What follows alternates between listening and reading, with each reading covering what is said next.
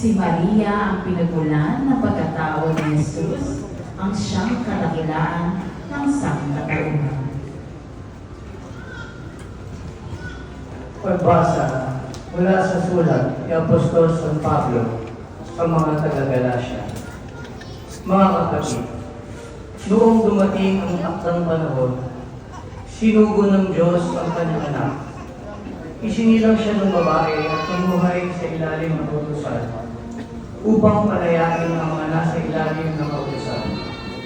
Sa gayon, tayo'y mabibilang ng mga anak ng Diyos. Upang ipakilala kayo'y mga anak ng Diyos,